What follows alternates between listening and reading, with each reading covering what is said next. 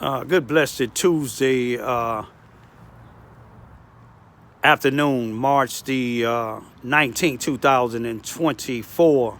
It's about 12 o'clock noon. I'm here in Carbondale, Illinois, Jackson County, because this marks the third year that my son has been was found hung 3 years ago on Friday, March the 19th, 2021 here in Carbondale, right in this particular building I'm in front of. I got to make it short because I just was talking to a female that was born and raised in Peru, and she was interested in my story, and she gonna share it on her social internet. I let her see a picture of my son being hung, and she even admitted there's no humanly possible way a human being can hang themselves like that. But this one is going to be short, but I'm just coming. I traveled down to Carbondale. I've been down here about 100 times seeking justice for my son, Brian Lamont Johns. Justice for my son, Brian Lamont Johns. On Friday, March the 19th, 2021, he was found in this particular building here. This is 400F 31-36. He was found all the way on the third floor in the hallway. Let me see if I can show y'all a little bit inside of here. You can see that little banister. Each one has a railing. But I'm here on the corner of Sycamore in Oakland Street, West Sycamore in North Oakland Street, 400 block west of Sycamore, in the 400 block north of Oakland Street. Now, right across the street is an armory, and they gonna tell me used to be armory, and they said no cameras that was around there.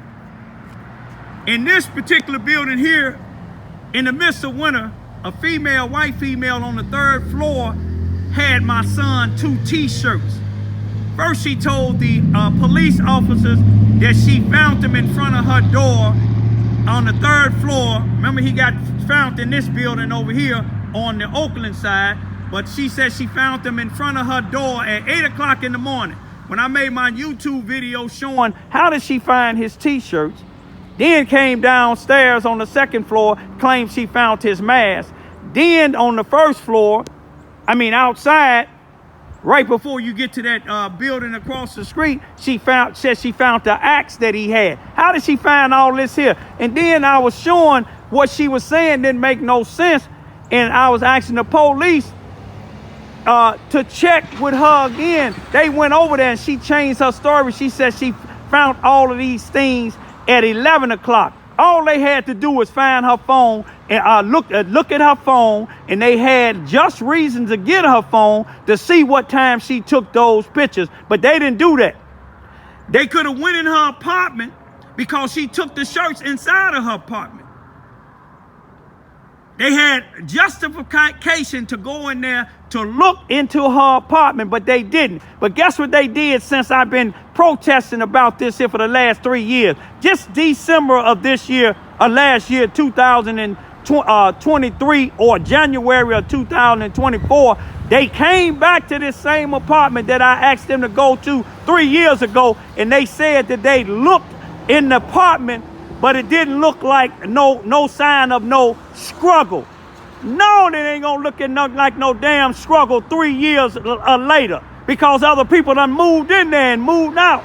Then they said it wasn't no sign of no blood. The naked eye ain't gonna be able to see no blood because other people done been in there. But if you was looking for it, if it was that detective or the chief of police here in Carbondale, Illinois, or some of these racist white folks that's doing the investigation, or these Uncle Tom blacks that's helping them cover it up, they would have used the proper things that they use when they look for murders that done happened 2 or 3 years ago. They got devices, they got lights to look.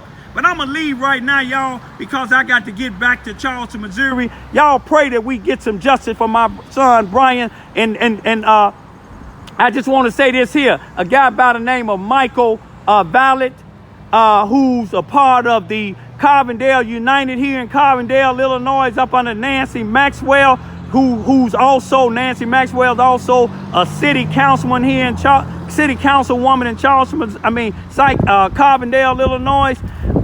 Michael Vallet is one of their violent interrupters, and he said he was my son's friend. But not nan time in the 3 years since my son been found hung, Michael Vallet told me over the phone that he don't believe my son committed suicide because they was in the prison together. But Michael Vallet and his wife got caught spending my son's food stamp 39 days after he was found hung. But the police, the prosecuting attorney, NAACP, or nobody else seen nothing wrong with that. But I'm gonna leave right now because God gonna get it. Ain't no statute of limitations of no murder. They call it suicide. It's a homicide, a staged suicide, a covered up murder. Y'all hear me? A cover up murder. Most of all the people done moved out of this building. Let me leave out of here. Peace be still.